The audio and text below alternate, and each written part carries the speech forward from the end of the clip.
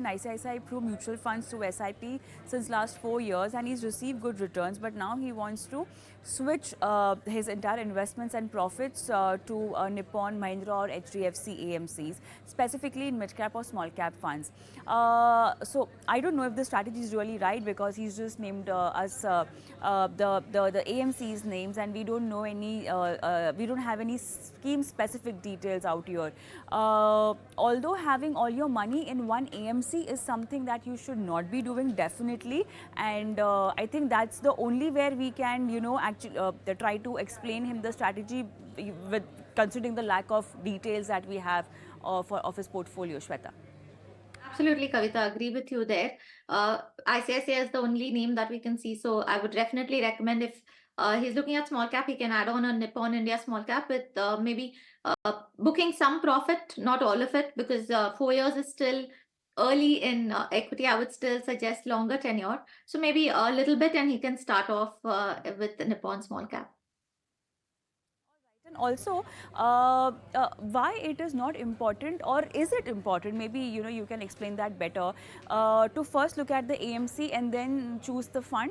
How should be the strategy? Because over here also he's given us very specific names like, you know, HDFC, Mahindra and Nippon. So is that the right way of selecting or having a strategy, investment strategy?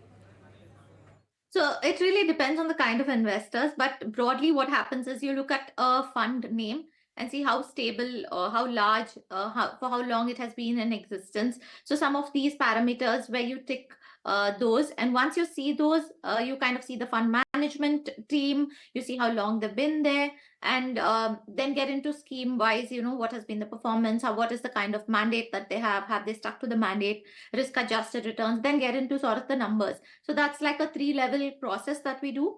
But a lot of times what happens is with the newer funds, especially because they don't have that kind of a track record, right? They don't have that kind of AUM, etc. So what happens is we generally recommend that people stick to some larger names as a core part of their portfolio and explore the smaller ones as they grow, because then they sort of get into it early. And also sometimes it's easier for the smaller fund houses to come up with innovative schemes, or get into sort of get onto the bandwagon early, so to speak. So Right, that's kind of right. the strategy we would recommend. All right, I think with that, it's a time up on the show today. Thank you so much, Shweta, for being on the show and helping our viewers with their mutual fund investments. And time to sign off, but I'm going to leave you with our WhatsApp number and email ID, where we are waiting for your questions to get your financial portfolio queries answered live through our experts. Goodbye.